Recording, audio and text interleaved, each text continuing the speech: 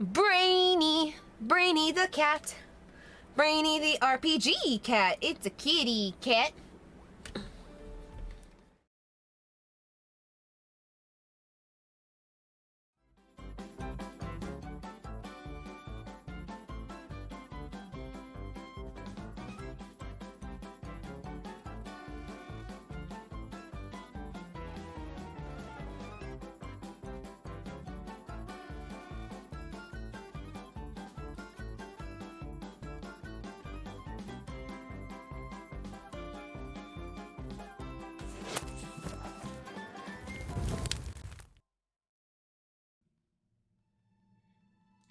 Hello, cats and kittens, felines and felidae, humans and variant humans, and every race, class, and subclass.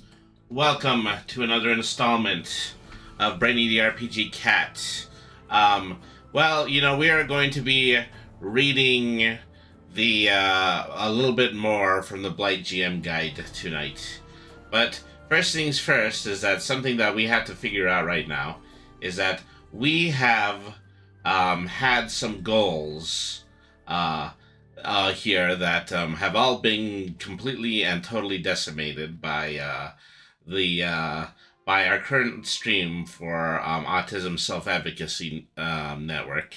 And so we're just going to need to delete all of these. We're going to need to come up with things for $500 onward. So let me just go ahead and wipe that clean. So, goals. Okay, so let me see, $500.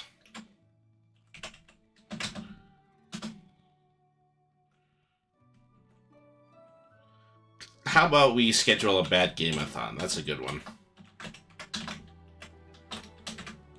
All right. So $500, we'll try to put together probably some of the worst things that I have in various collections, and we'll have a bad game-a-thon. Something else that we can do, so let me see, that would put us up to about 525.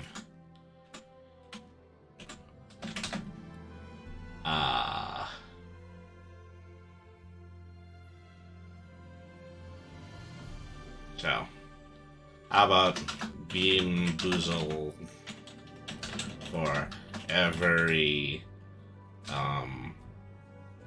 donation onwards?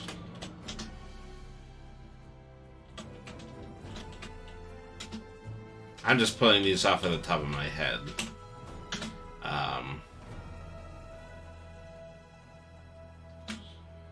So 550.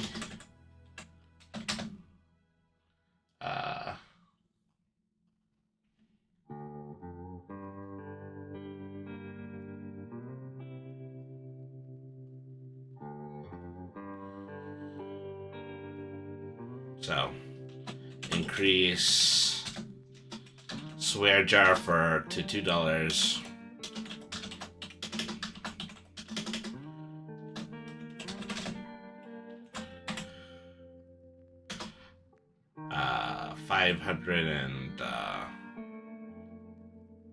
$575.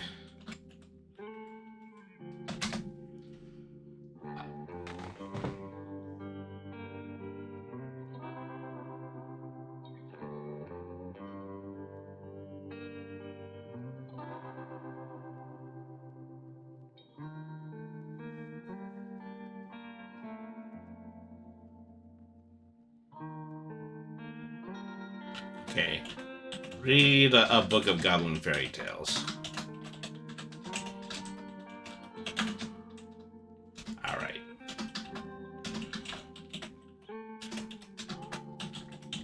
And then, once again, by 600, we'll do episode 3 of WoW Classic. Alright. I was figuring out what was wrong with your sound, that your tab was muted. Well, I was just making up some goals off of the top of my head. I think I might actually want to swap 525 and 550. So let's see. increase the swear jar, and then, well, actually, bad game-a-thon at 550. That would be better. And then, $500 will be. Well, actually, I think we already are up to 5,000. We're up to 460. Oh yeah, so even most of these are invalid. I need to work on that. Okay, so once I add the 95, then we're going to be at roughly about 555. So, by the by, tier suggestion, the classic, a glass of pilk. Yeah. Well, I mean, I also have to think. Yeah. Let's see. Let's do this. Okay, so we're at 575 here.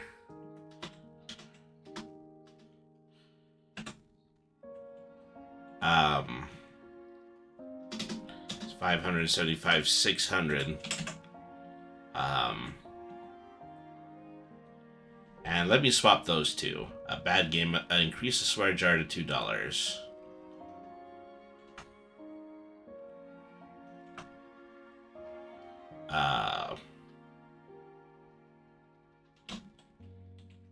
Beamboozled for every additional. Okay. Read a book of Goblin fairy tales. You had to swap those over. So 575, 600, 625. 650. 50. And then, well, instead of this, then we'll do drink a glass of pilk.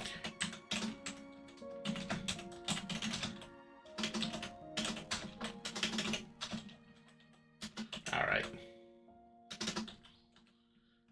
Episode 3 of WoW Classic. Alright. So I think, yeah, that's going to be good for a new set of goals. Okay. So there we are. So be sure to remember that, you know, throughout the month of April, we are going to continue to collect for autism, for ASAN, Autism Self-Advocacy Network. And we have our current, so we have reached, you know, just about half of our total goal, and I'm going to be adding another 100 to that as a result of the swear jar that we had done during yesterday's stream. And so be sure to click exclamation point donate or exclamation point wallpaper to find out, to get the link in order to give a donation. And also you can also scan the QR code that's actually in the chat. Anybody who donates is going to be receiving a free Windows desktop and mobile wallpaper. So, yeah. Thank you, everybody who supported so far. Is that, you know, this has already gone, you know, pretty far above my expectations. We're going to see how well we are going to continue on with this as the month drags on. So, so let's go ahead and let's get started with reading tonight's section of the Blight GM Guide for Frog God Games, written by Richard Pratt. And I should also be providing a link to that. Let's see. Drive-Thru RPG, always one of my favorite websites for let's see, for RPG materials. All right.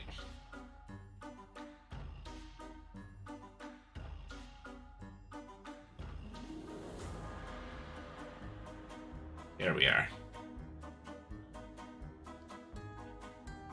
Let me just put that in. The horror of Blight City, the Revengeance scene.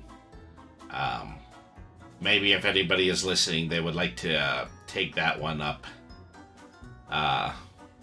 and make it into a potential sequel to this book. All right.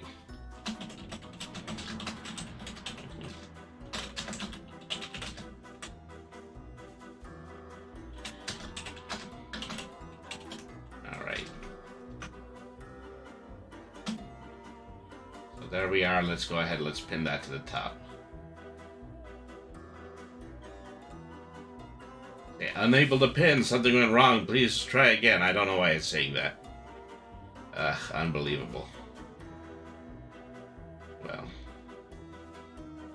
Whoops. The Twitch interface is getting the better of me. Okay, let's try this again. It's, yeah, not pinning for me either. Yeah, that's strange. It just really didn't like me to pin that one. Alright. Okay. Only unpinned after end of stream. Okay. So yeah, that takes care of that. Okay. Now we can actually go in and we can actually continue to read. So we're in the middle of talking about gods. And the last one that we had talked about was Baphomet, which was the great big god that is clearly a satanic figure in the realm.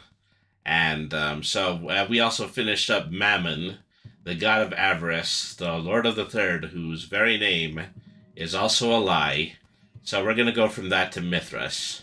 Mithras, the Lord Storm, the battle, the soldier god, the Mithrae Invicto, god of war, battles, and soldiers. Greater god, lawful neutral. Domains, animal glory, law, repose, strength, and war. And symbol, a bull, a warrior, and a Phrygian cap or Arabian guard. Military dress, uniform, or battle armor with Phrygian cap. Favorite weapon, a short sword or a spear. The great cult of Mithraism is one of the most widespread religions of the world. The universal appeal as the god of all soldiers and roots that predate even the legions of Hyperborea, when his worship was first spread far and wide, makes Mithras perhaps the most commonly revered god in the Lost Lands. He brings luck in battle. He is the parting mist, the coming storm, the changing wind. He who aids those who trust to him. That he is principally a god of soldiers and soldiers only. Probably that all that prevents the cult from becoming the dominant region in the world. Founded in the early days of Hyperborea, the soldiery of Castorhage is no exception to the god's wide appeal. However, this cult takes on a slightly different edge. Perhaps in the naturally blighted surrounds of the city-state in Castorhage, Mithras is revered more as the unstoppable victor in battle, as opposed to the honorable warrior. He is often referred to as Old Iron Hand or Lord Storm among the royal army, and his worship within the city's military is encouraged and in some cases compulsory. The act of the cult of Mithraism outside Castorhage has looked askance at that city's branch for some time, and often see it as a tainted form of worship. Every few years, there is always talk of excommunicating the Castorhage sect, though the Hylodronimus of Mithras has quashed such talk on every occasion so far. However, troubling rumors coming out of the Libanosi colonies of the high-grade Castorhager cult members, siding with followers of the barbaric war god Thusius in battle, may be the straw that breaks the back of the soldier god's cult in the Blight. Whether this is true or not remains to be seen. But many paeters and choruses of Mithras across Akados wait expectantly to see what sort of degree may come down from the Helodromus. Mother Grace, the holy mother, mother of all, goddess of family, order, and tradition, a greater god, alignment, lawful neutral, domains, community, law, nobility, and repose, symbol of mother holding a child in a distaff. Garbed in black robes trimmed in silver with a red cover and accents, silver and red mitre and ceremonial distaff. The most widely worshipped god in the city-state of Casterhage, the shrines, churches, and cathedrals outnumber those of other gods by 12 to 1, and are unequaled in their magnificence. Mother Grace is the goddess of the royal family and the official region of the state. Other gods, saints, and religious figures are tolerated, and yet even this tolerance is occasionally tested with persecutions launched by the religious leaders of Mother Grace's church, with foreign shores, especially in and around Casterhage's many overseas colonies, are regular and by no means driven by goodness, with many similar activities occurring on a smaller scale locally. Pillaging in her name, burning witches to her glory, and assorted murder and mayhem under the auspices of divine authority are her all too regular consorts. Throughout all of it, only one thing matters, and that is order. Outside of Casterhage and its colonial possessions, Mother Grace is a very intriguing goddess, for despite her clear and present power as a major divinity and her near monopoly on religious influence throughout Casterhage's empire, she is virtually unknown beyond its boundaries. Nowhere else can be found organized congregations or temples in the name of Mother Grace, and no known culture or ethnicity lays claim to her origins. Her religion seems to have appeared as if from nothing at some point early in the creation of Casterhage, and went on to obtain and keep a position in the religious supremacy. Some learned scholars hypothesize that her church in Casterhage may represent some organized remnant of the prehistoric deity once revered almost universally among early humans and known only as the goddess. But even that is base speculation derived from little more than her apparent affinity for humans and a vague resemblance between the shape of the head in her distaff in religious depictions and the ancient imagery of the tesseract long associated with the worship of the goddess. What truth may lie in this connection has yet to be definitively determined. Papyrine, the archivist, the quiet one, the lost apprentice, the thoughtful silence, the goddess of the written word, demigod, neutral aligned, domains of esoteric knowledge, magic, and runes, symbolized by a quill superimposed by a shield. The quiet papyri is seldom depicted in religious art, but when she is, it is always as a studious, unassuming woman hunched over a scribe's lectern. Her true nature is unknown, and she is now named for the earliest medium associated with her worship. The Church of Papyri claims that when Papyri was originally apprenticed to Yenomish, the ancient god of glyphs and writing, Papyri doctrine states that she served Yenomish since the beginning of his creation of writing, but either ran away or was banished by him for unknown reasons, after discovering something among his writings. For their part, the followers of Yenomish deny any such association. She is invoked by those who hunger for knowledge at any cost, and the greatest tenet of her church is that all knowledge is neutral, and that all knowledge should be preserved by the constant creation of new copies. Throughout history, this has been accompanied by virtual armies of painstaking scribes, though with the modern innovation of the printing press in Casterhage, this tedious practice has been largely regulated to the typecasters, who need only to assemble a book's words once. Despite her seemingly benign focus on scholarship and education, Papyri's support of unregulated knowledge acquisition can often lead her inherent adherents onto paths that culminate in exposure to dark truths and darker gods. For those with a greater misunderstanding of the Quiet One, they know that her consorts are gods of madness, things without names, and fey gods of old that have been imprisoned and should never again see the light of the sun. The liturgy of her faithful, however, is that the knowledge of Papyri is a shield of those who would use it, and those who would use it, the knowledge are likewise a shield for its preservation. It is whispered that many of the highest placed members of the almost mythological fraternal order of the Secret Flame. Okay. Sister Shadows, the unseen, the goddess of alleys, greets, piers, and pathways, demigod, chaotic neutral, domains, artifice, darkness, earth, and shadow, and symboled by a twisting wind. In a city contorted by countless pathways and alleys, this goddess's name is said almost as widely as Mother Grace's. Her name is uttered by those who walk the broadest streets to those who dwell beneath the rankest piers closest to the kiss of the lime, and who have to dance daily with Sister Lime. An old Blight prays being to fall into the great Lime River, and that an act that is often that person's last. Um, Largely unknown outside the Blight, some suppose Sister Shadow to be an aspect or divine servant of the Shadow Goddess Merkier. However, despite the unseen similar affinity to the dark corners of the world, their similarity ends there. Sister Shadow is not a deity of the night and nefarious dealings in shadow. She represents the endless shadows, nooks, and crannies, and the endless possibilities they represent for survival, success, and even satisfaction. She is a goddess of not only those innumerable hordes that dwell within the corners of the city, but the potential that the city represents for the same people she embraces. Many folks see her simply as a goddess of thieves and street gangs, but those who truly revere her see her as a protector and inspiration for their lives, and the chance, however slight it may be, in order to better them. Wow, look at that thing. Yeah, we're going to find out specifically about that thing in a moment. I'm pretty sure it's not the Ash Queen, which is the very next thing that we're going to read.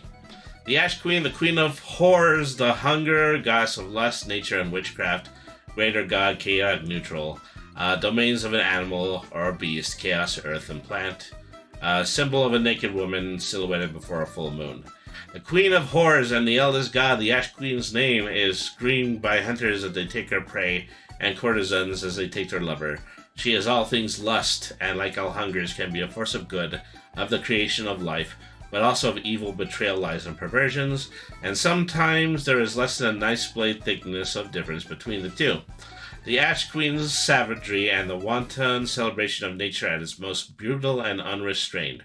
Her rites are usually performed at night under new moon and starless skies, and involve orgiastic feasts accompanied by wild music and ecstatic dancing.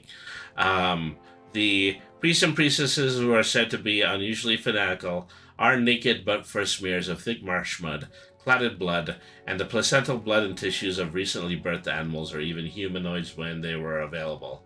For those who follow the Queen of Horns and are sane enough in order to realize it, the worship and religion are merely a thinly veiled font for the mad cult of the goddess of the outer god, Shupnikeret.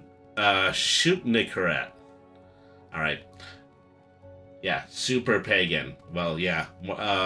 Pagan, but also, yeah, just with a really big bent towards, the negative aspects of paganism.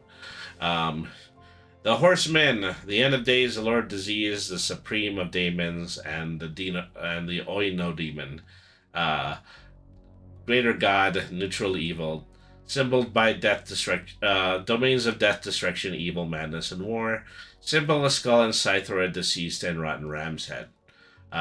The end is nigh, proclaim his followers. The end of days is here, and soon the horseman shall ride upon the city to reap his harvest. He will turn his four faces upon it all, laying the city low with his disease, burning its ruins to ashes, and starving the handful that have the ill fortune to survive.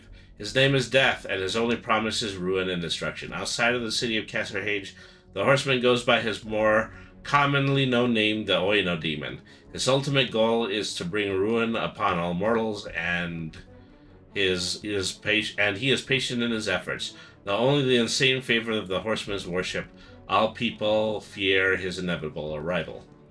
Okay, the gods of the Gwyn. It is difficult to categorize the gods worshipped among the race known as the Swine as a true pantheon, just as it is difficult to categorize them as even true gods.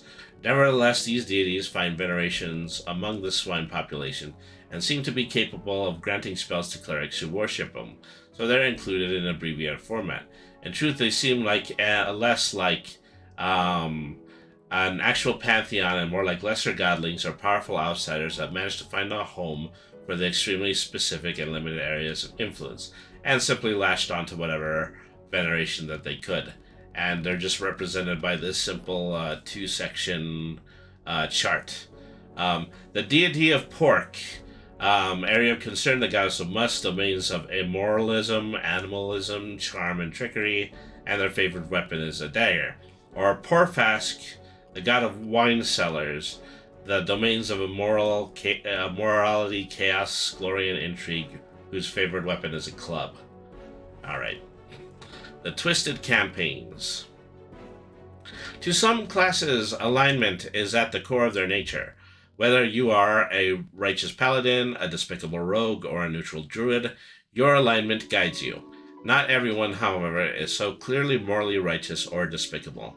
A festering hotbed of backstabbing liars, political greed, and hunger for power offers you a useful backdrop to events for your adventures. These themes can be developed into powerful campaign threads. Twisted campaigns strive upon darker subject matter: prostitution, slavery, addiction, suffering, and misery. But this does not mean that your players have to be a part of them. They may in fact be abhorrent to the characters and act as a catalyst to their adventures. Two samples of the same campaign are given below, but one is given the features of a Twisted Blight campaign. The Standard Campaign, The Price of Flesh. This campaign is set in Festival, the Island of Pleasure in the Great Lime River. Cother's Pleasure Palace caters to all sins, they say, although it's difficult to become a member of this exclusive club. Membership is strictly by invitation.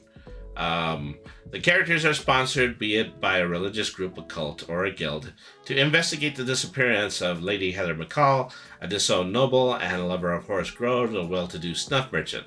Grove arranges for the characters to enter the palace incognito and learn what is happening.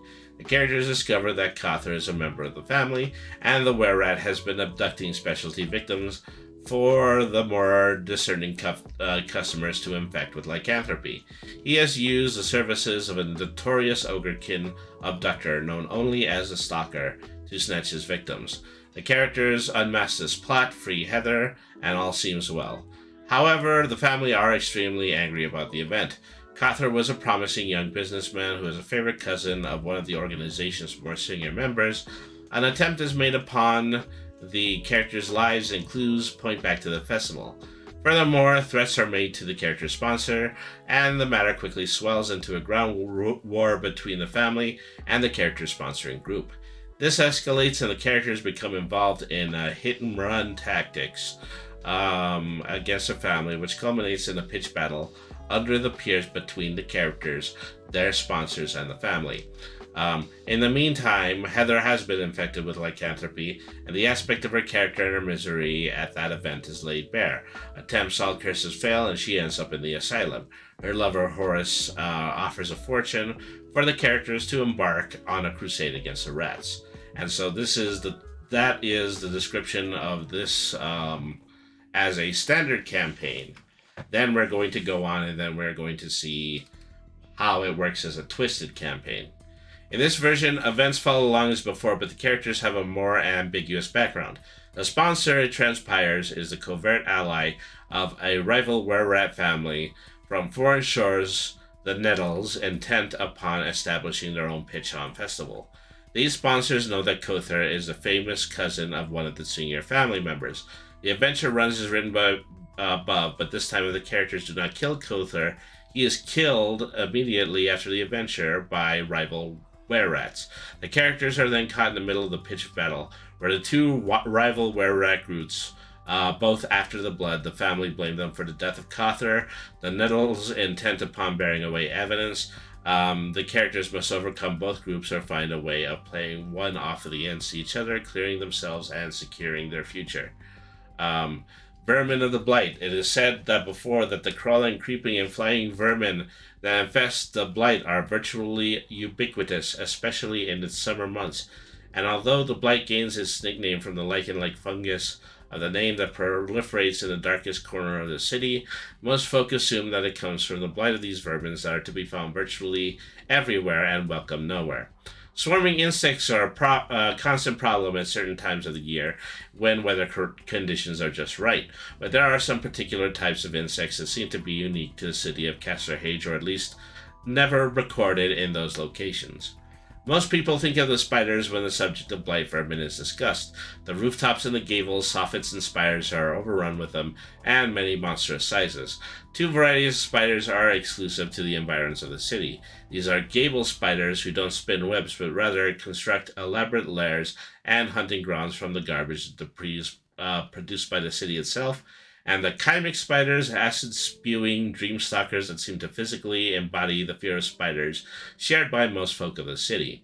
The fact that the city is not a web-shrouded mausoleum of humanoid carcasses can be largely attributed to the never-ending efforts of the Gable Masters, a guild of rooftop spider hunters dedicated to battling the ever-growing scourge that creeps above the heads of the citizens. Insectum are another example of a myriad species of vermin that appear to exist solely in and around the Blight. They are covered in considerable detail in the Blight Player's Handbook. In addition to Insectum, other less monstrous bugs that seem unique to the city are the midden angels, great black biting flies that make their home in the bilges and require the workers there to don special protective scarves in order to avoid having their faces disfigured by the painful bites, and the stone mites, large red, termite-like insects that gnaw on the stone and mortar masonry for their sustenance rather than wood and paper like their lesser cousins.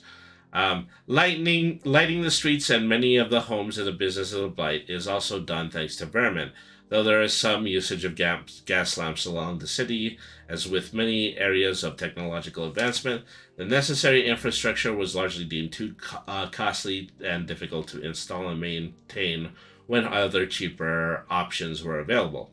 To this end, the discovery of the burning properties of pirate beetles, we discussed pirate beetles in an earlier section.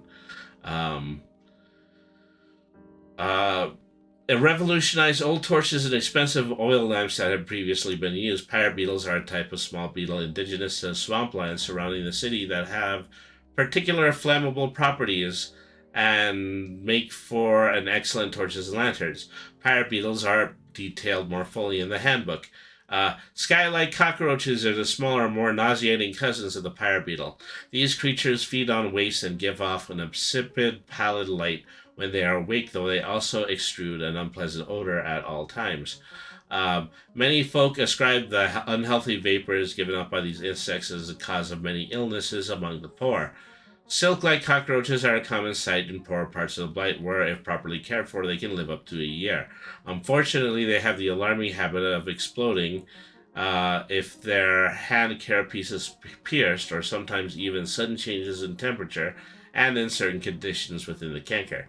For this reason, small explosions and fires are commonplace in areas lit by them in the poorer areas of the city, and has earned them several nicknames among the populace, including the Devil's Spark, the Trust Me Not Trick Light, Mother's Misery, Beltane's Fart, and a host of other less polite curses and cant words. Silk-like cockroaches are also described in the Blight Player's Handbook. Ooh, I like the fire beetles. The fire beetles, very good and very obedient. The fire cockroaches, on the other hand. Finally, no discussion of blight vermin would be complete without mention of the Chorophagi and the night slug. The Chorophagi are roach folk endemic to the dumping sites of the bilges and other out-of-the-way corners of the city slums. They are understood by the citizens of Castor Age and largely ignored, though their presence is far from welcome. On the other side of the coin are the night slugs, a race of worm-like humanoids that makes their home between the walls and the crawl spaces of the cities and houses all over the cities. Night slugs, when discovered, are treated like any other vermin, and attempts are made to exterminate them when they attempt to retreat and hide in nooks and crannies from where they came. The constant battle against night slug infestation would be horrifying, were it not so disgusting and frequently unintentionally comical. So these were both two insect races of the Blight, and as you can see, they're just still mostly largely treated as though they were ripe for pest control. I would like to see somebody actually play that, because I would actually like to see how well, somebody would be able to work within the context that everybody in the vicinity would want them to be dead and have found very efficient means of doing so. It sounds like hard mode, but I'm sure I'd be pretty interested too.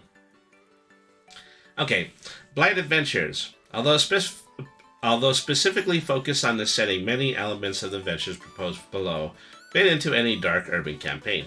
The cities of betrayal, paranoia, political intrigue, and high dark magic can easily be adapted to your own setting. Of course, or to your own corner of the Blight, however large or small that may be. Of course, you have your own ideas to the type of adventures you wish to play, whether that be your own work or bought adventures, and these adventures are offered simply as suggestions to the type of adventures that would work particularly well in the Blight. Anarchist adventures. Placing the characters in a position of peril at some stage in the campaign is a good trick to add some sense of menace. There can be a few more menacing situations than being a fugitive, and while the characters may spend their whole careers as anonymous enemies of the state, they may suddenly find themselves unmasked, discovered, or betrayed at any moment. Between heavy campaigns, one drawback a city setting has that it can sometimes be difficult to introduce a wilderness element. Casterhage has the surrounding Lich Fens and the rest of the land of Limosis, but the focus is very clearly on the events and places within the confines of the city itself. Between gives you an ideal link to a wilderness adventure on the very doorstep or threshold. One minute the characters can be exchanging pleasantries at the Throttled Bull Gin House, the next they are sailing down a hellish jungle river upon an Illuminati-sponsored barge. Between also gives you a good starting point for a feeling of unknown menace. Do the characters become aware of that things beyond the mirrors are slowly leaching onto the city? Are these creatures led by an intelligence as a harbinger of any invading force? You can also use Between to introduce any aspect of the surreal into your adventure. For example, you could create a Nightmare Twilight Zone type situation by having Between draw characters unknowingly through reflections in mirrors, puddles, or even shop windows. You can even use Between to introduce a whole series of events based on when characters sleep in a very Lovecraftian or Dreamlands type of campaign. Conversely, you may wish to be the Between to be a magical place of great menace, a place that sheds no light or shadows, but is within touching distance. Are there voices in the characters' minds, real or imagined? Is that shiver to your spine a simple chill, or something reaching down to touch, to covet, or to hunger? Destroy or be destroyed adventures. Having so many people about and using the links of enemies, friends, and powers gives you another option to stretch the destroy or be destroyed adventure. Perhaps the characters begin with a simple attack upon a local gang, only to find out that the gang is actually a training ground for some of the most promising talent the guild has to offer. And the characters have just slaughtered a relative of one of the bosses in that guild. The characters may spend their careers at odds with the guild until a final showdown takes place. Perhaps a character's personal goal, see above, is to finally be rid of the endless, unsleeping menace. Cults and the Fetch make two more possible foes for such adventures, but in a place of great size and diversity such as Blight, you have a choice of almost endless enemies at your fingertips. Good versus evil, a Nathau cult, a devil-worshipping arm of the Illuminati, a festering, boiling mass of rats that hungers constantly. The city is a bad place, and bad things invariably need destroying, or they become too strong to overcome. The holy orders and churches of the city are constantly vigilant against such evil, but hunt it out whenever they can. The characters could spend an entire campaign pursuing a particular cult or demon on the loose in the city, and using human flesh to hide itself. The good versus evil theme makes for a particularly simple but powerful and iconic campaign focus for an adventure. Guild and club-based adventures and political campaigns. Politics is nasty. One minute the character sponsors sweetness and light, delighting in their exploits. The next she is seething with jealousy or is revealed to have always been using the characters as dupes. Political adventures are challenging because the enemy in our home may be known to the characters, and the temptation is to wade in regardless of the consequences. Get such a story right, however, and the results can be extremely satisfying from a campaign perspective. A powerful NPC swarming with guards and distributing orders makes for a good ally and a dangerous enemy. Perhaps the characters are sponsored by someone else to infiltrate such a group, maybe initially getting their hands bloody in the name of greater justice. Adventures like this may lead to destroy or be destroyed campaigns with the characters operating furtively, or perhaps under the protection of a holy order or some other patron, who may be using the same kind of twisted political double dealings. Royalist and loyalty adventures. The use of background relationships and enemies gives you scope to expand upon the characters' loyalties and make them more personal than, say, a hatred of a particular cult. Perhaps the characters' friends are struggling against a ruthless justice who delights in hurting or otherwise persecuting them for some reason. Alternatively, the character could be neutral, or evil characters working for the royal family as loyal guards, retainers, or spies. Maybe good characters operate covertly in the capital or other places of power. These characters receive knighthood's power or loyal followers as rewards, but tread a dangerous path against their many enemies and friends alike. These characters can become beacons of hope and pride, living a truly heroic life of isolation and envy, held up as icons for the people, and of course, few things make for a more tempting target. And then standard fantasy adventures. A city is a great location for a host of adventures. The Blight, with its seething underbelly of rot and vice, gives you endless potential. Are the characters dashing thieves and duelists out to rob the rich? Are they driven by a desire to hunt the fetch, or humiliate the corrupt and villainous local justice? Or are they simply adventurers hiring their services out for the most excitement and coin? Never underestimate the fun of stress-free adventuring and the fun that a good sword fight discovery or simple heroism can be. Single full-page image, probably about cultists that are worshipping a demigod. Alright. Between. The first fateful day it had been raining, I recall. I had passed a miserable afternoon in the offices of Cooper, and McThane, where I had a commission. The office was plain and windowless, but to give the illusion of the size of a huge mirror ran directly across opposite my desk. I spent many idle moments gazing into that mirror, wishing only to be away from that dreadful office and back to my study of optics. Then it happened, the fateful moment, the moment my own and many others' lives changed. Some say for good, but not as many say for bad. The figure in the mirror was so slender I barely noticed it moved, and yet it did behind my reflection. So startled was I that I left from my desk, spilling ink over my day's work in an effort to escape the thing behind me. But I was utterly alone in the office. There was no thing behind me. The thing I saw was still in the mirror, and it stared at me. The first recorded contact with between Hetherington, Horace Mabe, Lyme District offices in the Cooper building. Talis Day 11th, Gray, 1637. What is between like? It is much a feeling as a place, the strange echo land. It is a place where emotions and surroundings leach into the creatures that live there, so that both may become one. It is a land of incredible extremes where snow falls into jungles, where palaces loop and coil back upon themselves to create an endless nightmare, and where eyes watch from living walls. This place has an inner logic, and travelers seek it in hushed terms of Fowler's Endless Lair, Coram's Labyrinth, and the Peach Pit. These are places of legend in between, places few have seen and escaped. Some say it is the land of the Fae, others say that it is heaven or hell. It is none of those things, and yet all of them. For you, between can be the setting of any surreal, mad, or twisted adventure you wish. An adventure of dreams, an adventure of twisting endless corridors that slope away at impossible angles. A place where creatures that cannot walk do so and are always hungry. Hints on GMing between are given later in this section.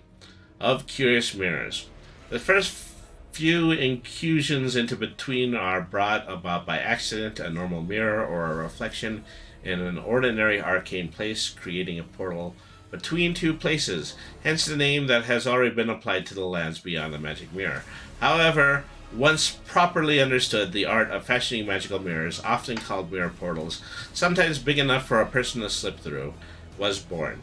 These mirrors are infamously fickle, and while a certain brave or foolish individual see between as a place that they have a modicum of control over, in truth they have none. Master between thieves can come and go in between.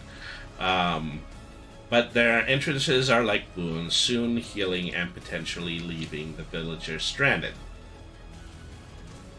The manner of the creation of these mirrors is jealously guarded to an almost insane degree. The Royal Between Reflectory Society and Guild, themselves enthralled to both the Illuminati and the Thieves Guild, hold the key and materials to their creation. Something any between thief would give his front teeth for. However, everything has its price, and those mirrors have occasionally ended up in the hands of the less scrupulous characters than the aristocrats and the greedy merchant. These mirror portals are not in general created so much as found and enhanced. Travel into between is an incredibly risky process. The thresholds are fickle. They also touch the fact that the mirror portals are not the only type of portals that exist. There are other types of apertures between the mundane and the surreal. Sometimes they are a terror or weakness in fabric of reality. Sometimes they're a passage fashioned by means beyond the ken of the finest minds and the most powerful of Casterhage. And sometimes they appear to simply be spontaneous manifestations that allow unexpected and often unwelcome transport from one side to the other. The general term gateway is usually used to describe these different sorts of access points, so that all mirror portals would be considered gateways, but not all gateways are mirror portals. They do nevertheless seem to have at least some propensity to form in these fickle gateways, whether spontaneous or crafted mirror portals, have so far appeared and functioned mostly in Casterhage proper. Whether this is some property of the city or the in-between or both has yet to be determined. Koopa, and Mario. Something like that. So, nursery rhyme. There was an old lady who swallowed a cow. I don't know how she swallowed a cow. She swallowed a cow to catch a dog. She swallowed a dog to catch a cat. She swallowed a cat to catch a bird. She swallowed the bird to catch the spider. She swallowed the spider to catch a fly. I don't know why she swallowed a fly. Perhaps she'll die. There was an old lady who swallowed a horse. She's dead, of course. A nursery rhyme allegedly inspired by an encounter with a hag of many voices and hungers from between, thought to still be large in the city slums. A Between Empire. Hot on the heels of the discovery of Between came the explorers, people who eager to make a fortune by harnessing this new land as a royal empire. The Royal Between Company was formed in 1638. Sir Jonathan Grabe, the most infamous explorer of Between, making frequent voyages of discovery, firstly by foot, then with pack animals, and finally by boat, after discovering the unsea in 1639, an occasion marked by Grabe's loss of a troop of men led by Captain Curome in the frightful so-called Corin's Labyrinth. As the land yielded up in its secrets and wealth, the rulers of Casterhage realized that they had a cornucopia upon their doorstep and took extreme precautions against its being exploited by others. They flooded the land with troops and colonies, the infamous of which was Fort Toil on the Greensweld Head border. The 5,000 souls of this settlement vanished in a single night in 1647. Food lay uneaten on tables, kettles boiled on stoves, all as though everybody went in a single instant. This event is still referred to as the Fort Toil Massacre by members of the Royal Between Company who set out on a zealous quest of revenge and conquest. Unfortunately, it led to the beginning of the Greensward Hell War, was followed in only a short few years by the Massacre of Stay. Annesfield of St. Annesfield, the Massacre of St. Annesfield. Okay, I've never seen Stay as an abbreviation for Saint before. Since then, the powers that be have taken a slightly less obtuse approach to their colonization efforts. They still reinforce and strengthen their position in the strange nether realm of Between, but they do so with the knowledge that they're not alone in that realm and not altogether welcome. They have learned the hard way that to push too hard, too fast, provokes an asymmetrical response that has proven to be beyond the abilities of their brute application of force. Rather, a slow but steady colonization and exploration seems to have found the better course, and is one of the primary reasons why the vast military formations of Casterhage troops are not seen marching across the Between lands. The Between simply won't tolerate it. Despite its institutional paranoia, the only entrances to Between discovered continue to remain only within Casterhage herself. Now established as a legitimate component of the Empire of Casterhage, Between is giving up more of its secrets on a daily basis, and yet with each crew discovery some new terror emerges, or some new thing staggers from the dark corners and into the city itself.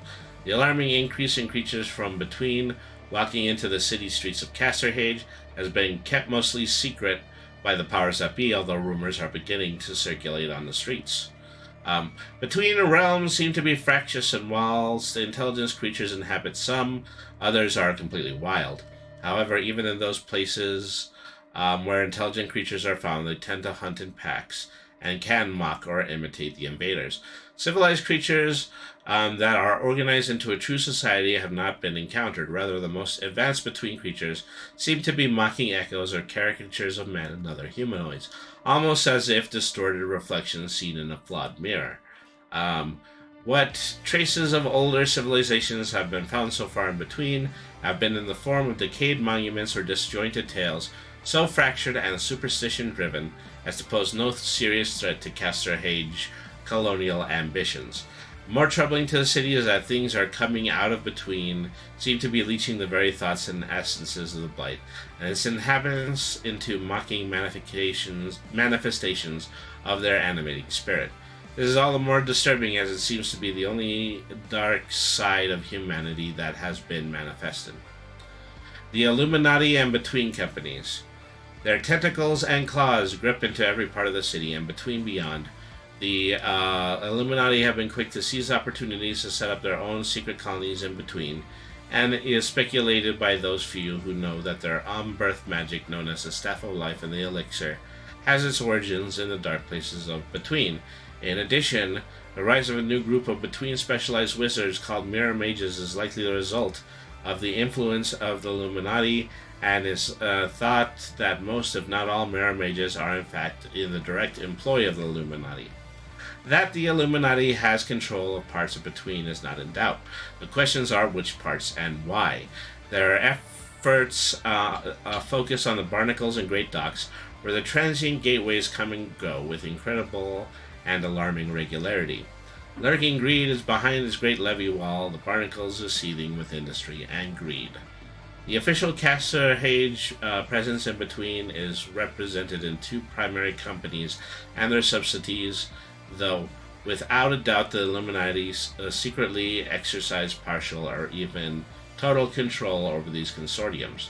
The Royal Between Company was the first entity to be licensed by the Crown to investigate, explore, colonize, and exploit any valuable resources of in between. The Royal Between Company is headquartered out of the capital and chaired by Louis Nathaniel Nightshade, lawful neutral male human noble under license from Queen Alice. The Royal Between Company directly administers the Casterhage Western Province and slave state, but that proved challenging and taxes on resources enough so that it was calved off the Casterhage East Domain Company to see the so-called Land of Saffron with a more personal eye. Though ostensibly a subsidiary of the Royal In-Between Company and therefore under the jurisdiction of the Lord of Nightshade, in truth, Chief Factor Aldergy Butterknuckle, a neutral male trade lord gnome noble, wields almost absolute control over the activities in the East Dominion. A mysterious group of zealots wield true power over the Royal Between Company, whose remit is to explore, exploit, and enslave any aspects of Between that might serve profitable. In going on for a century of pillage, the company has swelled the royal coffers beyond imagining, and whilst the cost in human life is high, it is considered a worthy risk by those whose only risk is financial. Company livery consists of a banner or a herald depicting an iron fist smashing a circular mirror. Its uniform is violet and gold trim with troops from the Royal Between. Corps are tough. But the true power in the company is almost impossible to unravel, a clear ruse by its members to achieve a level of anonymity, but dozens of high-level nobility make up its ranks. The Royal Unsea Whaling Company is an entirely separate entity based out of the port of Scrimshaw. It was founded after the lucrative discovery of the abundant whales of the Unsea that called for a more specialized touch than simply another arm of the ponderous Royal Between.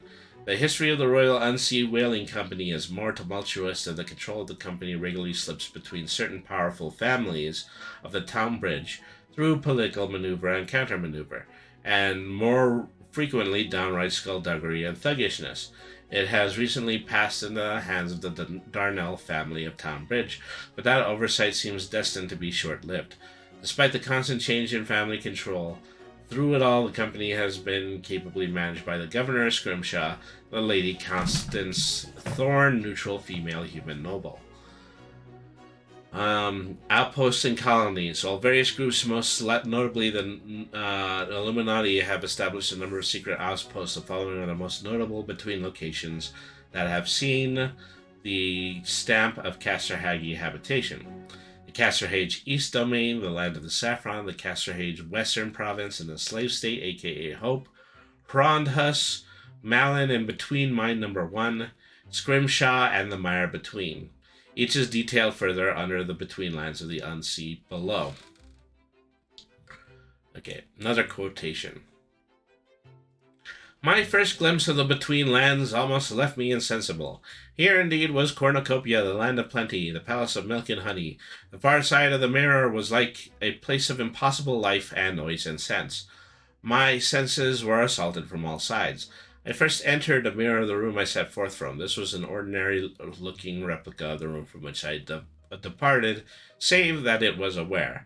I cannot describe it even now. It seemed as though it was watching me, as though everything was watching me. I found a door that in the chamber I had left led into a hallway and thence my own small walled garden. Grasping the doorknob, which if my senses hadn't betrayed me, I could have sworn complained at being moved, I stepped into the next room. It was not a garden. Rather, it was a garden room such as the royals have, a glass chamber full of light and flowers, and such flowers, colors and blooms, as scarcely even dreamt of were there, and the air was alive with the buzzing of bees. An open doorway led into a green lawn by the side of a tumbling brook. Little did I know then what was out there watching me enter this garden. The Chronicles of Heatherton Chorus, Mabe, Volume 1, Chapter 11. Between realms do not seem to obey standard geography. While some domains seem endless, others are very small. There seems to be no logic where one ends and the other begins, though inevitable bleeding of the two planes occurs. An icy land freezing jungle trees, for example. Attempts have been made to map between, but the results have been imperfect at best and sometimes dangerously inaccurate. In addition, there are no true directions. Northeast, south, and west are all given arbitrary values by the explorers who have come to in between, but none holds any true relevance, and oft times with destinations and directions for different explorers having been deferred. The Broken Land. If the devil can create a beast and give it breath and anger, the creatures I glimpsed would be its masterpieces. The things lurched about on three legs, but not with any great speed. Yeah, scary guys. Almost as though they were injured in their movements. They were things of thorns and iron and might, each taller than a cathedral, and each with hateful fire in their bellies. I saw these dragons lay waste to the lands they ruled, great lines of fire belching from their mouths and destroying men, almost as though for their own amusement. This land was red with weed and sickness and resignation, and the dangers ruled here in this broken land. Primus Quith, expeditionary captain of the Royal Between Company.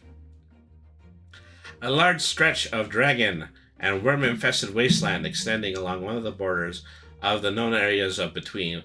This blasted and dangerous region seems to defy all attempts of exploration. Most who enter don't return alive, and none has been able to discover the far side where its desolate expanse ends, if indeed it has an end. Azure. Beyond the eastern borders of Casterhage East Dominion in a vast unexplored mountainous jungle land full of active volcanoes and alien things that seek the destruction of any interlopers. To the knowledge of the Casterhage East Dominion Company and the Crown, it is wholly uncharted. Unbeknownst to him, His Holiness the Father of Casterhage has begun his own explanation of them from the far side by means of a stable gateway recently discovered beneath a monastery in the hollow and broken hills.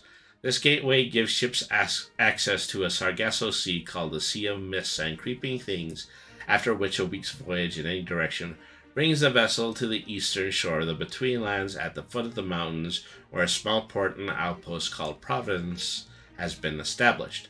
The first administrator of this outpost, Friar Lime, had disappeared only a few weeks after its establishment, but was now overseen by Prior Clegg, neutral male human summoner, when he is not busy with his duties at the monastery. His Holiness is calling this land Azure in hopes of word that it leaks. Such a moniker would land confusion about what it's referring to, but of course, the Illuminati are already well aware of its existence and include Prior Clegg among their top agents. From the tiny settlement of Providence, their investigation of these largely known heights and the warm sea below is being conducted on a small scale by the Brothers of St. Jewel, the small monastic border of the Hollow and broken hills that unexpectedly found a hidden gateway beneath their priory. The Casterhage East Dominion, also known as the Land of Saffron. Administered from the bastion of Fort Labor on the banks of Queen Alice's Maw, the place boils with insects, its humidity making the air like water as the eastern jungle rises towards distant mountains. All around is the noise of insects and the anger of the land itself. Volcanoes growl in the night, their deep roots pulling at the very earth itself. Here and there, a hastily constructed stockade fork clings to the place, its presence like a scab on a wound. Folk of Casterhage dwell and work here, afraid of the very place that they live. Tales of flash floods in the sides of mountains that sweep down the river, of volcanic eruptions, of distended creatures lurking on the edges of the jungle, and of the Fort Toil massacre are keenly known. Yet the spices here are the purest ever seen, in boats groaning with unnaturally heavy saffron, of cinnamon, cumin, regularly wallow through the between gateway canal to reach home. Some, of course, never make it back. They all hope to see a new day, hope that they will never witness a massacre, a great flood, or the boiling anger of the volcanoes. This infamous land of saffron is run by the Royal Between Company via its Casterhage East Dominion Company arm. This place has a terrible reputation for brutality, and the masters can't get enough labor to run their spice plantations. Presently, criminals are being deported into this land and being proffered freedom, which of course never transpires. It is a concern of those who truly know the place that is on the brink of revolution and could, if things went badly, see the establishment of an independent between state, something no authority in Casterhage wishes to ever see. The Casterhage Western Province and Slave State, aka Hope. A disgusting industry blights this place.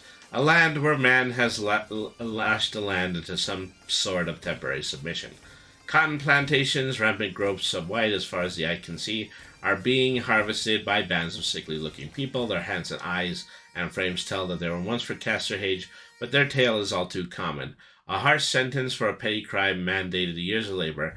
Predatory lenders have gripped them in an impossible fist of indentured servitude, and they work to repay debts, and their descendants can never go home to cast off. They run afoul of a press gang, and had not the family or influence to see them free before being transported to the stories of those who labor in hope. They call it hope in cruel jest or irony. The Western Province and Slave State is basically a large prison without walls, a place cast off and given the hopes of redemption and sanctuary by under-justices and judicaires, no matter how trivial their crime.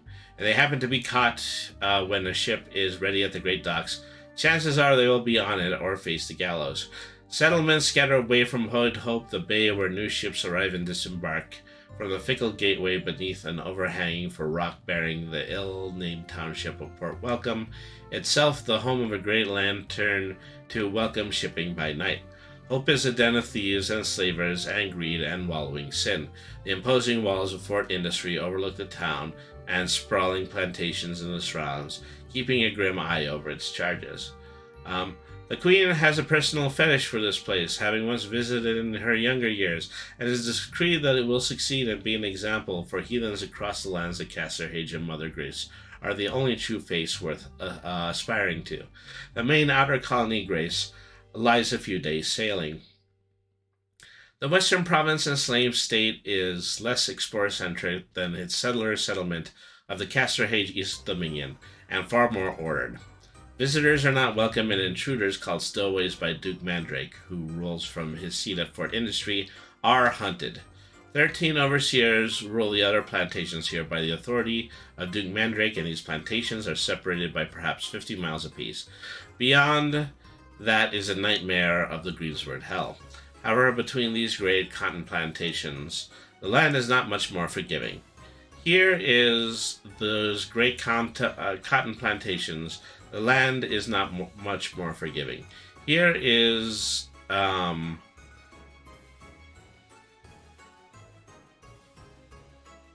much more forgiving.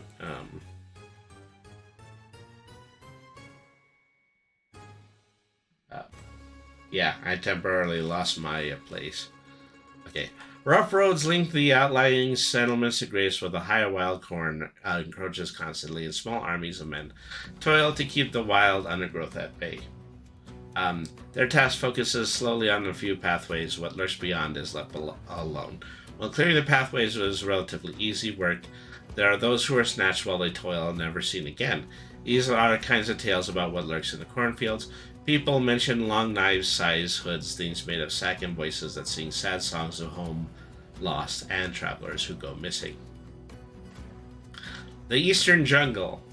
Little enough is known of the vast rainforest as known simply as the Eastern Jungle. It is beneath the dense green canopy of this expanse that the Casterhage East Dominion Company harvests its wealth in spices and rare woods. Small plantations manned by convict laborers and indentured slaves work under the eaves of this jungle, and if turnover of the workforce is high due to the back-breaking labor, incessant mosquito-borne disease, and shadowy cannibalistic things with 2 long limbs and sharp filed teeth that lurk beneath the heavy green boughs, then it is a small price to pay in the name of profit. The under-justices and judiciaries send a constant stream of convicts sentenced to transport to work through the land of saffron, cheap resources to feed the ever-hungry jungle. Many villages and work settlements spring up along the languid flow of the Queen Alice's Ma River, though they disappear almost as quickly and are soon buried beneath the unnaturally fecund path growth that typifies this forested land. Also hidden beneath this green shroud are many stone temples and periods of seemingly great age. Who or what built them remains a mystery, but the oft-repeated motif of hexagonal honeycomb structures among their artwork and architecture leads to many to point out the Leviathan graveyard, also said to be buried within the jungle's depths. The jungle's eastern border climbs the lower slopes of a chain of sharp-edged mountains, many of which have peaks that emit a constant stream of smoke and hellish glow from their rumbling interior.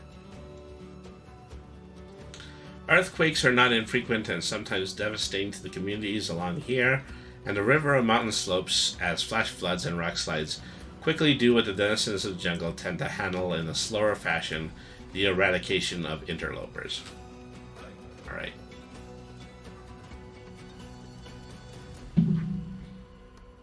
Fort Industry, more commonly referred to as Old Blood, Sweat, and Tears, Fort Industry serves as a hub for administration of the Township of Hope and the plantations of the Casterhage Western Province and Slave State.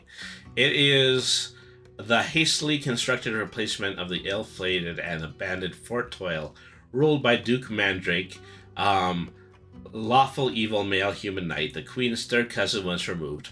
He is a vile religious madman who adheres to the harshest doctrine of Mother Grace, order, honor, country, and goddess. His clan, a group of vicious murderers, zealots, and clerics, follow his calling to create a new haven in the world, here in the Western Province and Slave State. Worship, work, and obedience are all he asks for and expects of the followers and subjects. The Duke sets a high standard. He punishes the most trivial acts with brutal breakings on the wheel, and for his most wicked acts, fornication outside wedlock, lewdness, and whoremongering, and his punishments are the most heinous. Burnings are his favorite way of cleaning his sinful flock, but he realizes the power of acts even greater brutality, pulling sinners apart with wild horses, for example. Fort Labor, a monstrous tyrant and close relative of Duke Tame. Lord Thresh, neutral, evil, male-blighted human veteran, has recently taken over the running of the East Dominion under authority of Chief Factor Buttleknuckle. Factor, Butter, Knuckle, his paladins of order, a grotesque bunch of rapists and murderers, are gripping the Dominion in a vice and throttling anyone who dares disagree. The group operate out of Fort Labor, little more than a torture chamber in constant need of repair, aimed solely at ensuring the efforts of those here to toil and profit and explore in order to further the fortunes of their betters. Independent explorers are welcomed here simply because of the death rate, and while most are never seen again, some return with wild tales of temples and mountain passes and cities built upon rooftops. Thresh is a serial madman. His black moods are almost legendary as those of Duke Tame, and in a fit of rage, he has been known to send dozens of men, women, and children to their deaths on some wild goose chase. Yet Thresh knows he will be judged on one thing and one thing alone: profit. Thresh is a zealot on colonization and a steady stream of settlers that are sent on their way, looking bleakly at their mountains, crushing the sky ahead and wondering at the chances of their survival. Okay. Fort Toil. This just keeps getting better and better. The first outpost of Casserhage in between, Fort Toil long held a record for being one of the shortest lived until the settlements along the Eastern River began to spring up and disappear with regularity. Constructed in 1644 as a point midway between the gateway of Port Hope and the Greensword Hell, Fort Toil was a reinforced stockade, burgeoning frontier town that eventually boasted a population of 5,000 souls. It was intended to serve as a bulwark of defense for newly forming Port Welcome and is a spear tip for expansion into the resource-rich environs of the nearby forest. That is until its entire population vanished in a single night in 1647. Not a soul was left after travelers discovered the disappearance the following morning, with no signs of struggle or clues as to where everyone went. The incident became dubbed the Fort Toil Massacre and a move to inflame the royal family and other prominent movers in the Shakers of Casserhage, and resulted in the creation of the Royal Between Corps and a program of military build-up in between. It also ultimately led to the massacre of St. Anne's Field and a reversal of that hawkish policy. Today, Fort Toil stands largely as it was. It has long since been looted of any valuables or useful equipment, but the log blockhouses and stockades still stand, largely untouched by weather and environment, and a mute testament to the folly of greed and colonialism in between. A lesson that, if not exactly learned, has been duly noted in the current policy of between colonization. Fowler's Endless Stare. Believed to be one of the first landmarks discovered in between after Mabe's initial discovery in 1637, Fowler's Endless Stare gains its name from the early explorer Destrin Fowler, famed Libanosi big game hunter and traveler. Taking commission from a newly forming Royal Between Company, Fowler and his troop of 27 hunters, porters, trackers, and soldiers entered through the Mabe Mirror portal of Booktown and were never seen again. Only a few short weeks later, that mirror portal had shut as well. The diary of one member of the Fowler expedition was found some 5 decades later by a Royal Between Company expedition to the Great Between Forest, and brought back what little news of Fowler's fate that is known. The diary described visions of a miraculous stare that had occurred sporadically, and that Fowler himself had apparently become obsessed with finding. The actual location of Fowler's Endless Stare is unknown, and if indeed it is not altogether transient to begin with, it is usually associated with a wall both as a convenient geographical context and because the diary was discovered in a not too distant Great Between Forest, but nowhere in the description of the stair was the wall mentioned. Some scholars speculate that it was a freestanding stair that ascended to the sky to destinations unknown, like some kind of heat mirage, and this actually matches the diary's furtive descriptions better. But even that is truly speculation as well, as is what caused the explorer to obsess so over it or its traveling companions so willingly go along. That the stair is endless is simply derived from the fact that if they found that the exploring party never left it, and some contend that if they climb it in still a vain effort, to find what glorious reward or secret it holds at the undiscovered summit. Other than occasional claimed sightings of the vision, there have been no confirmed reports of anybody actually finding it. The Great and Secret House. A few travelers reported a house somewhere deep in the Betweenlands. They say it is of endless and seemingly infinite chambers. Some travelers have reported being unable to enter it, either finding no doors or accessible windows, or finding that doors or windows are completely impervious to penetration.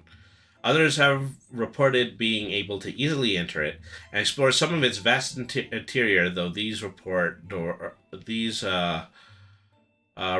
doors within appearing or disappearing in its confusion of halls and chambers and causing their parties to inevitably split up.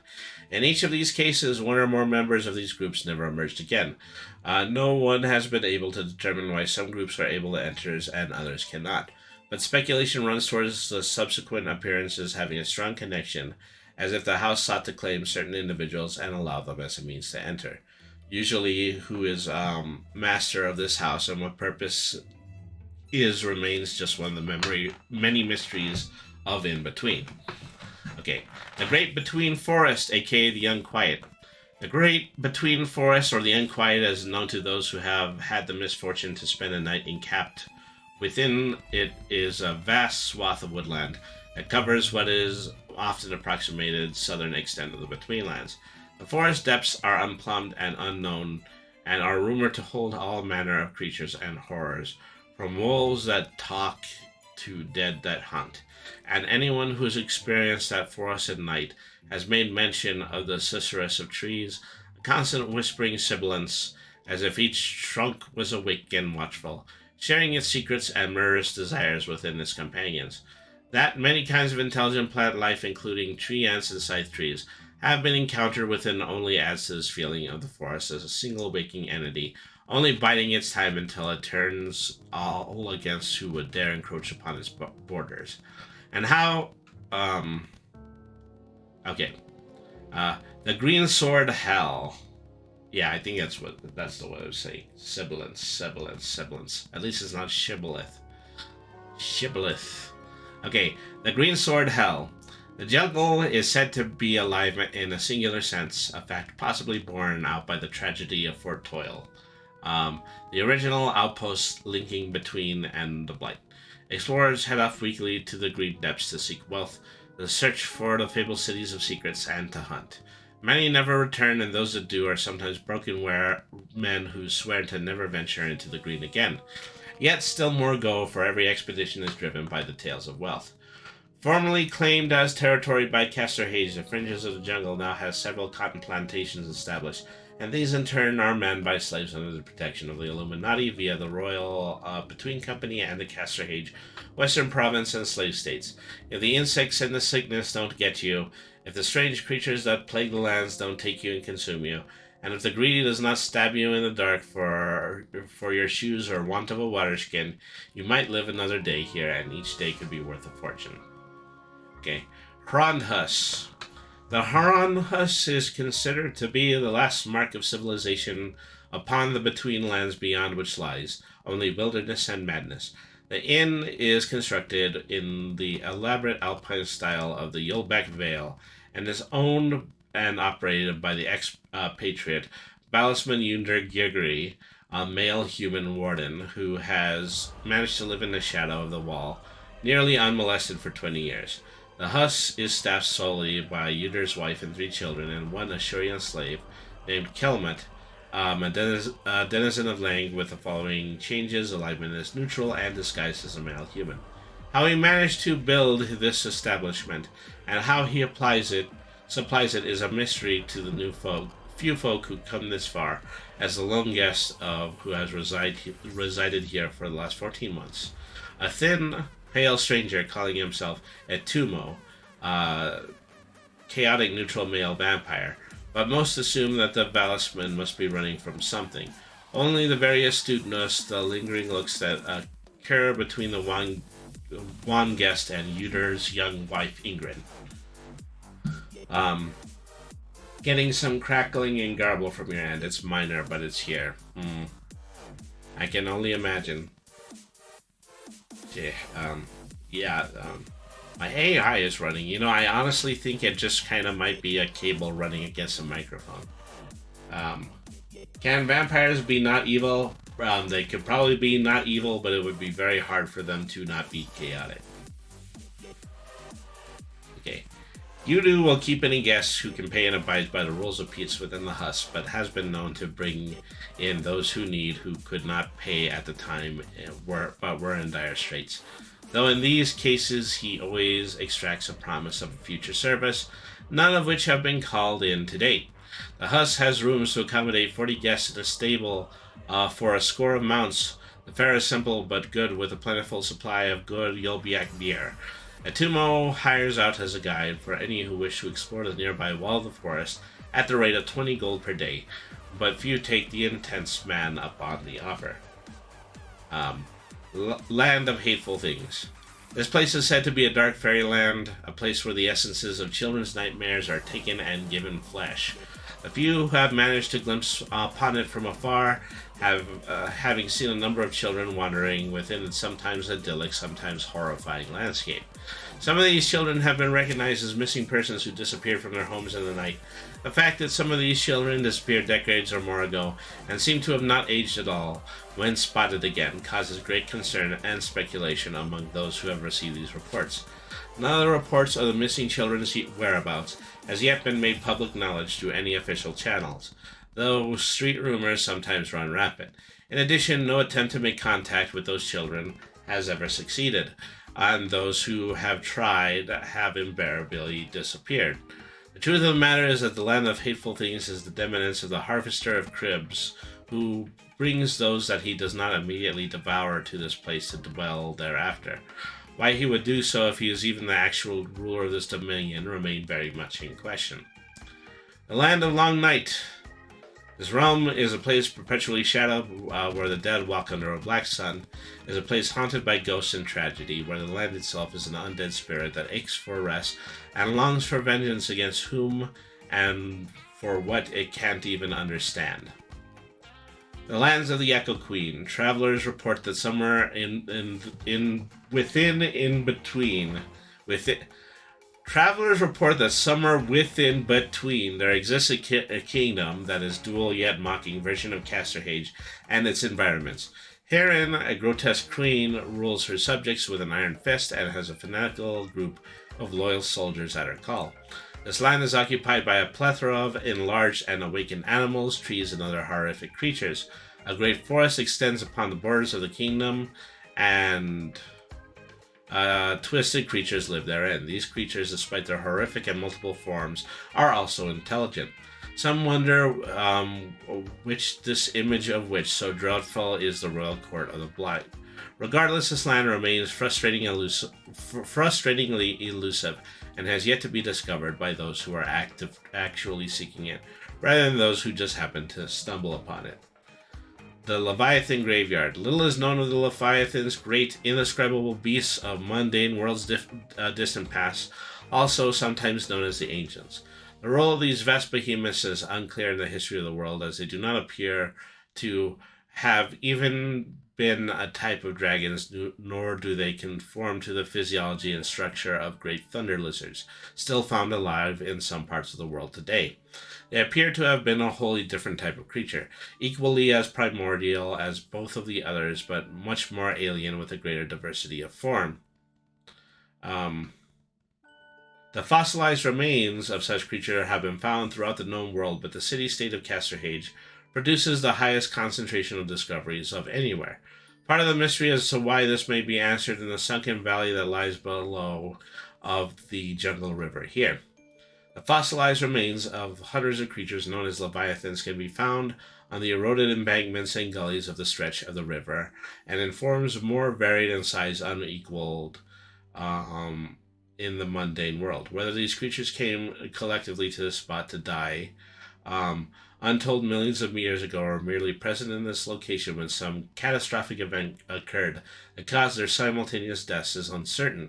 But the few members of the Royal Underneath Society who have braved the journey downriver to reach the site have located numerous examples of the honeycomb-clustered fossils so often associated with the Leviathan. That only half of these scholars and parties have returned to tell a tale seems to have done little to diminish the appetite for more discovery. That some of those who did not return were later found on the site as little more than bangs of rotting skin their bones, organs, and musculature having been somehow meticulously removed with only a few small incisions, has had, at best, a modest effect at diminishing the scholar's ardor. Perhaps most telling in all of reducing efforts of the savants in the society to obtain company permission to make the journey to has been the faces of victims whose remains have been found, faces that, now nothing but hollow skin, remain perfectly intact and recognizable, and forever etched into an expression of surprised joy. Malin in between mine number 1. This mine is miles deep, and 400 workers, mostly dwarves, work its faces for between gold. It is a strange place with an outpost town at its head called Malin. Its settlement, originally named Settlement 34, is a rambunctious place where miners come to stake their claims and face the things that slither in the mines beneath them.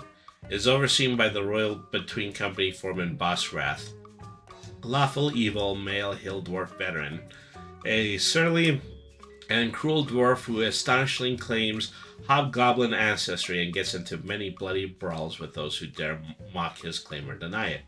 If anybody causes too much trouble, he directs his company toughs to apprehend the troublemaker in the dead of night and introduce him forcefully to one of the mine's deeper shafts. The Between Mine is a terrible place, a shifting series of faces that breath out stones and ores unpredictably, but has yet to end. Thousands of work faces, many mined by workers, suspended in space on harnesses, side corridors, some grow ever lower and narrower, regardless of whether the miner crawls forward or backward, and endless depths lie beneath a precarious chain conveyor that lowers the workers half a mile and more into the main work sites themselves. Even though Malin appears to sit by itself among these broken hills, with only its own tilings for company and no road leading to or from it. It is only half of the settlement, with the other half laying underneath, below Casterhage, and still known as Settlement 34. Malin is usually reached by crossing over from this location, and anyone approaching from overland in between is immediately considered a hostile threat, and all steps necessarily are taken to either eliminate the intruders or exterminate the miners, while Wrath and the guards bunker down in their blockhouse and await for reinforcements from underneath. Okay. The Mockery. The hidden place is a tavern, a retreat for the vampires of the fetched, where undead can find peace and tranquility can be for a time. Called the Mockery, the place at first looks like a small ghost town abandoned in the depths of the forest, but that is before the visitor notices the talking flowers or the many vampires sleeping in the sunlight. In the Mockery, death and life are mingled. Spirits rise and fall, and those cursed to walk the night can, for a time, be freed from the limitations of their curse and live like the living, like the mortal lives they left behind to come into their inheritance of the undeath for a time.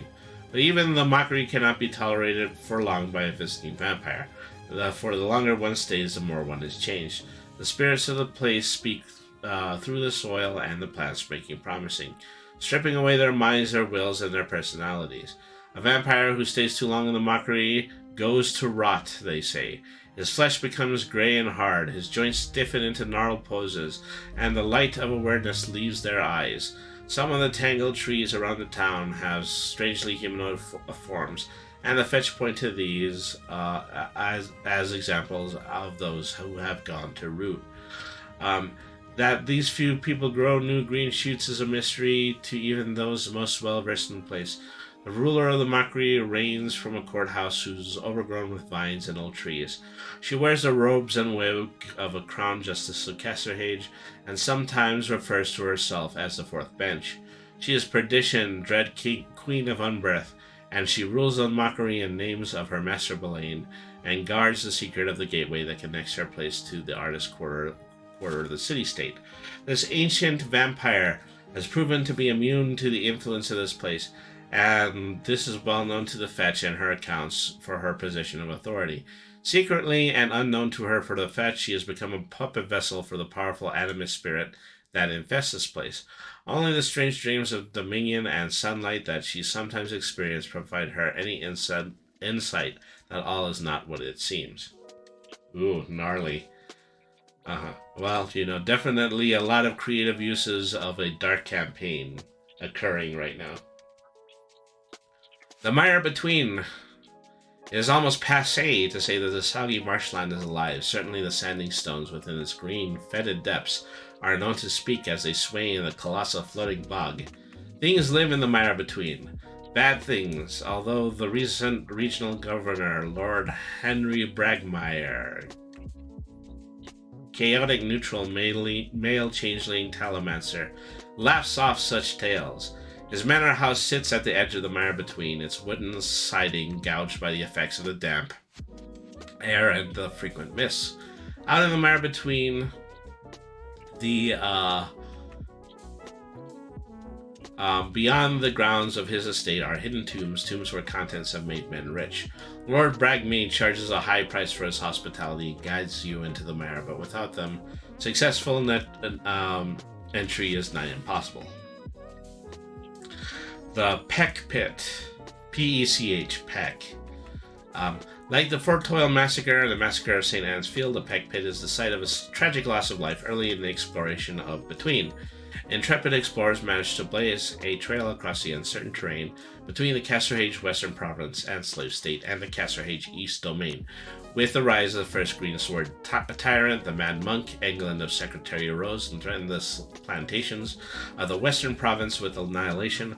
A lone rider managed to make it past the cordon to the monk skirmishers and the natural dangers of the Great Betweenlands Plains, bringing his urgent message of dire peril to Fort Labor. Casserhage's East Domain Company assembled its levies, slave militia, auxiliaries, and Royal Between Corps companies and set out at a forced march to relieve its beleaguered parent company. Unlike the St. Anne's Field travesty of decades earlier, no Between horde rose to meet them, and the very ground seemed to tremble beneath their tread. The marching host was unstoppable until the ground opened up beneath their feet and swallowed them. The great sinkhole opened too quickly for the mass of the army to escape, and only the vanguard and baggage train survived. Witness accounts reported the vast pit's depths being shrouded in unnatural darkness, and the sounds of inhuman bellows and all too inhuman screams arising from it for hours. By nightfall, all was silent, and all there remained was the sinkhole now known as the Peck Pit. Since that time, by contractual agreement, the two arms of the Royal Between Company do not send military assistance to one another. The result has been far too costly. The few travelers who make the journey today between the Casserhage domains attempt to avoid the pit, yet somehow always end up finding it. Even attempts to make a new road had failed, as even the new course found itself blocked by the pit and required travelers to skirt its dark depths. Strangely, reports on the side of the pit vary, and those who travel overland without even following the road still come across it, almost as if it seeks travelers out. Most folk are able to safely go around it, though some parties have disappeared in its vicinity, and those who come upon it unexpectedly at nightfall, or fear the worst, for it is always the most active at night. Tales of vast tentacles, creeping monstrosities, or cannibal humanoids skulking in the dark have all emerged from travelers braving the land road, and perhaps they're all true.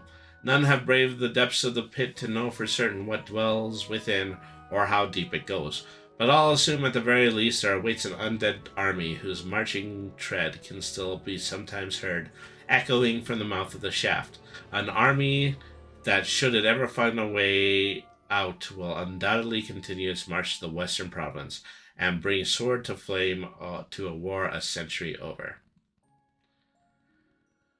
Queen Alice's Maw. Flowing through the forests bordering the Casserhage East Dominion, a score of small, newly established villages follow the banks of this gruesome green snake of a river almost a mile across. These colonists are almost all forcibly settled here by Lord Thresh, and have adopted a dark fatalism as the river of the woodlands take them one by one through unbelievable acts of horror or insanity. Only the newest settlers will share the original spark of adventure and dreams of striking it rich that first drive them to trying their fortune in between. For the rest, stuck as they are between the nightmare of our reality of our present circumstances and the assured death at the hands of Lord Thresh's paladin order, most simply hope that when the inevitable end comes, it comes quickly and as painlessly as possible. None of these villages is large enough or lasts long enough to warrant an official name or map notation, but most of the inhabitants enjoy sardonically giving them their names as far off from the true nature of their reality as possible, such as Joy, Beginner's Luck, Double or Nothing, and Can't Miss. And I'm all for it. So, I'm pretty interested because, this is a new environment. This is an environment that, was not in any of the previous descriptions. And it really seems to me like, this is some kind of long-run fear punishment for individuals who are engaged in the process of colonialism. Is the fact that they continue to persist in trying to mine this place for the wealth, but this place is actively trying to kill them. Alright. The Sea of Myths and Creeping Things. Not truly a part of the Betweenlands, but generally agreed to also not be part of the Unsea. The Sargasso Sea is perpetually cloaked in an obscuring bank of fog that prevents vision from beyond a few dozen yards. A water-borne gateway from the hollow and broken hills opens into the sea and is used to access a small port of azure on its western shore. Oddly, regardless of which direction a ship travels from this gateway, a voyage of roughly a week always brings it to a shore near Providence. Why this has yet to be determined, but further investigation has been stymied by both small numbers of the Brothers of St. Jules, who are undertaking this exploration, and the nagging habit of ships occasionally disappearing without trace in the seemingly endless mist.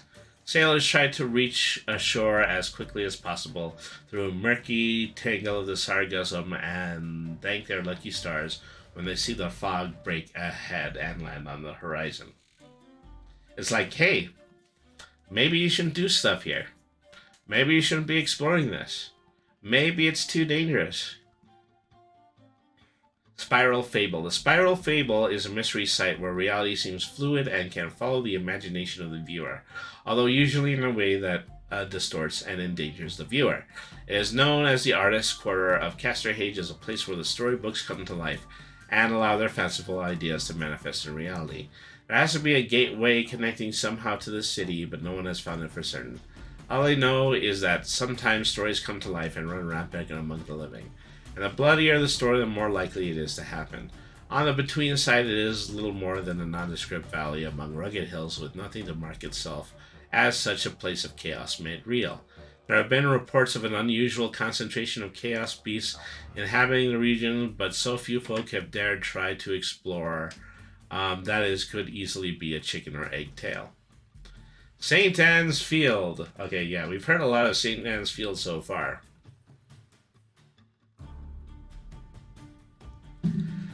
The site of the second greatest massacre, that of Fort Toil, St. Anne's Field, is a meadowland not far from the fringes of the Greensward Hell. Here, a full regiment of more than 30,000 Royal Between Corps regulars drove up their battle lines to face the brunt of the malignant forces they were facing in the Greensword Hell War. What emerged from the forest to engage them was like what no army has ever seen before or since. A vast, disparate horde of creatures, humanoids, madmen, and indescribable horrors emerged and crashed into the carefully arranged ranks of the waiting soldiers. It was over in minutes. The field nothing more than a litter of broken bodies. It was as if Between flexed his muscles and showed what the might of the Royal Between Company was up against. It changed the course of Casterhage policy from one of military conquest of Between to one of careful expansion from localized exploitation, rather than risk the ire of the entire land like that again. Today, the field is still a pleasant green meadow. At its center stands a crooked marble statue of an angel with broken wings representing the solar angel Saint Anne, patroness saint of martyrs, erected in honor of the many lives lost. One of the statue's arms is broken off and the other still reaches beseechingly out towards the distant woodline in an expression of contrition. Is it a plea of mercy? Nobody knows. However, it's known that at night the statue weeps blood, and the dead walk seeking vengeance against any living who dare pass by. As a result, the field is almost universally avoided. The Theaters Obscura. A dark theater district of shadows and crooked streets springs here in a small vile along desolate hills. It seems to have a life of its own, as those who find entrance to it in the artist quarter come here to partake of its otherworldly offerings. The dark fae hold sway here and control the gateway to the mundane world, and the god known as the Leper King is said to stalk its always twilight streets. Alright. So, in addition to that, there seems to be like an interaction between the Between and Caster Hage, as if, some people are only able to find themselves into very specific locations, and those very specific locations have fairy tale creatures, and the Theater Obscura, and, lots of really strange extensions of the mindset that only appear to specific kinds of people. But then you actually travel to one of the company's known passages into the Between, and they don't see that. So, the Tyrant Kingdoms. A small number of tyrants have set up the so-called kingdoms within the forest beyond the plantations of the Western Province and slave state, and far away from any kind of laws of men. Characters such as King Flesh, a chaotic evil male human transmogrifier, and an insane halfling missionary called Mistress Lydia Scathold, a neutral evil female halfling were-rat, madly convinced that she is a new rat queen and must transform this place into a haven for the family populated only by were-rats, set up their short-lived fiefdoms beneath the jungle's caves. Loners, miners, and hunters are inching across the place. Although they seem to be taming it, their efforts are doomed. This place grows at an impossible rate, is brimming with lurking horrors, and can even get into the skin of those who live here, as an insect called the feasting mite slowly eats its victims alive beneath the cover of their own hide. The Wall. Here stretches a howling mountainside at the foot of which rests the Hranhus, the last inn before its massive expanse. Whatever mountain range of virtually sheer cliffs or simply a vast wall across between lands, none knows for sure, as none has ever reached the top to determine the truth. The wall draws explorers to its upper reaches, but no one has ever succeeded. Even those who try to fly in its wild gates. Those return from attempts at its upper reaches tell of finding signs of civilization, maddening echoes in the wind, and gales that flay the skin off of man. The relics may return with sometimes fetch fortunes back in the city, and the Ashurian manservant at the Hranhus always listens to such tales with a keen ear, though he keeps his own counsel to its interest. The Winter Wood, a portion of the Great Between that grows thickly with evergreens. The Winter Wood is known to lie relatively close to the Hranhus, but far from anywhere else. Unlike the rest of the Great Forest, the portion is perpetually blanketed in snow, though few snowfalls or blizzards actually occur, and is renowned for the irresistant bubbles that frequently float gently upon a cool winter breeze. Voracious wolves, many since long dead, hunt these woods along with spiders and worse things, and great flapping creatures are known to soar above the treetops in the night sky. At least one gateway is known to open into this woodland from the theater district, but its Caster Hage end is a closely held secret from the city authorities, who monitor it to see what kind of abominations might spawn, and what might be learned from them. So, I think we're beginning with the Unsea, and then from the Unsea we're just going to talk about areas of the Unsea. So anyway, the Unsea, a vast uncharted ocean. The Unsea is a place of incredible storms and nightmarish gates that has proven difficult to explore, is always overcast and gloomy in the best of conditions, and often fogs are so thick that a helmsman can't see his own masthead. The outpost of Crimshaw lies beneath a huge ragefire-powered lighthouse that casts a beacon to draw shipping home.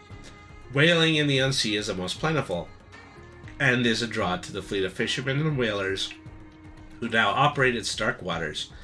Rumor has it that not all the catch is passed on into the Castor Age markets, and often things that talk are found inside of the nets.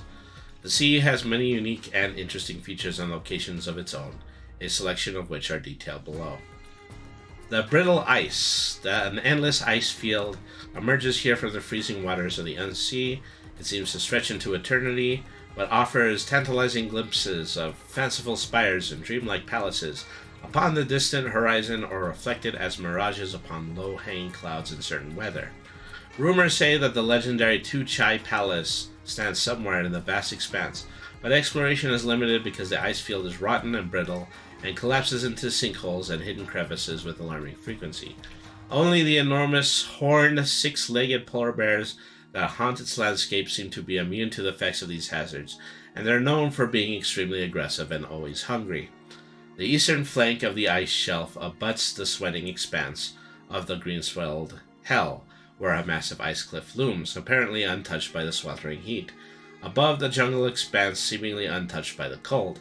As elsewhere, the ice here is too brittle to support much in the way of exploration, so for now, the brittle ice holds its secrets close. Carry on. Okay, this is our first quotation in a while. The reason for the stench besetting our deck finally became apparent. The dog-nitterous odor that has been plaguing us for days has revealed its source. It is the floating carcass of a whale, a vast creature whose mouth pulled back in a permanent dreadful grin the size of a cliff. There are living things amongst the rot, and signs of habitation. Bones have been splintered and broken and lashed, and parts of ships pulled and stitched into a place to make a revolting floating town. Last known journal entry of Aberdath Wade, first mate of the whaler Lyric. Carrion has been spotted upon the Unsea by many. It is a mobile floating town ruled by Aboleths. The Aboleth slave creatures tend the revolting carcass as they pay fealty to twisted sea gods who drive the settlement upon its way, taking it to the next holy place of its inhabitants to evade. Carrion is more than a floating island, it is a vessel, and when the wind is up, great sails can be stretched to drive it outward at a ponderous pace. The Aboleth of Carrion can be served by an array of slaves taken from their voyages that expand the Aboleth's minds and powers. The Aboleths have an incredibly sophisticated social structure and are governed by a rigid caste system. They are led by one of the carcass, the great and only neutral evil Aboleth, who is attended by his 8 beloved kin, the Prime, who are neutral evil Aboleths. The Aboleths have voyaged to the Unsea for all time, it seems, and the immortal scum that tend them can remember histories so vast and mortal minds would struggle to comprehend their telling. The Cataclysm. There is a place where the Unsea falls into the nothings of night and void, and that place extends its icy fingers to the seas for scores of miles around. Once in the grip of its current, there's no escape from its inexorable grasp. Few people have ever glimpsed the Cataclysm, and no one has voyaged close enough to significantly explore it in any way. A few have tried and been drawn to whatever lies beyond. The odd, vain wizards who have sought to fly or use other magical means to see what lies below. They have all been drawn by great gales into the fury of the Cataclysm, which likewise defies all attempts at scrying. Only stories exist about the place, and they are all bad. This is probably going to be the last entry. The Cloven Sea. The sea in this unknown region is torn, a huge slash between two great walls of water, creating a slowly shifting land exposed from beneath the waves. The tier is a seething, moving mass of water, usually 100 yards across and deep, but sometimes much wider or even narrower, to the point that its watery walls almost seems to touch. Perched precariously upon one of its upper walls is the scum city of Thrice, where homage is paid in equal parts to the aboleths of Carrion and the long-standing madness of the Mirror Storm, a great between kraken who has once made her home within the waters around the Cloven Sea, but has banished to a mundane world for many years now. And of association with that, then we would go to Corin's Labyrinth. I mean, I love it, but is there no safe bastion? Well, I mean, considering, that all of this was a concept that was spawned by, the original concept of the Blight, clearly, the author of the book is, trying to establish, just an all-around way in order to create dark campaigns, in order to create misery campaigns. And so, it's really significant the fact that, while one of his rules is that significantly everything has to take place inside of the town can still lead to a mirror dimension, which is partially wrecked by the colonist slavery, and people constantly mysteriously disappear. Or they also have the option of going into the sea which also links to this dimension, and as a result, a lot of these areas are mysterious and equally uninhabitable. So, there you have it, I admire the dedication and the consistency to the theme. Let me just put it that way. But, anyways, thank you everybody once again for tuning in to Brainy the RPG Cat. We're going to continue with this page, the next week, the next opportunity that we're going to have, doing a tabletop lore. So, thank you to everybody for tuning in. Thank you to OS Devon, and thank you to thank you to everybody who has contributed to the Autism Self-Advocacy Network fundraiser that we're doing. We're going to continue to do this throughout the month of April, and we have some brand new goals. We're going to do all of these goals, try to make our way up to that $700 mark. And so I appreciate everybody's support. And, we are, doing a significant amount of good for the observation of autistic people during this Autism Awareness Month. Alrighty, so I'd like to go ahead and I would like to do a raid. Let's see. Who would we like to visit right now? We got England. Let's see, what are they doing? Partnerheimer happened. Okay. That's interesting. Coach. Oh. Doing Resident Evil 4 and Fair Magic doing Resident Evil 3. Mr. Mills. Let's go to Lockman. I thought I saw emotional support on it. Let's catch up and wait. What happened to Sonic? Oh, he's playing the murder of Sonic the Hedgehog.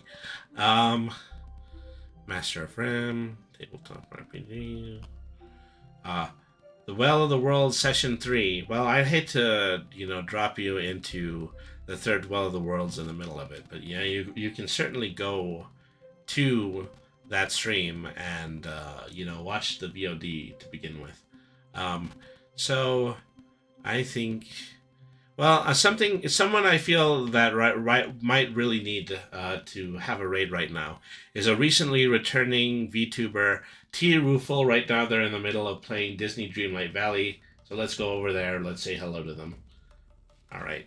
So, I'm going to be back tomorrow, and we're going to be doing a one-off. We're going to be playing Dicey Dungeons, and so, effectively a game that is mixing dungeon crawling with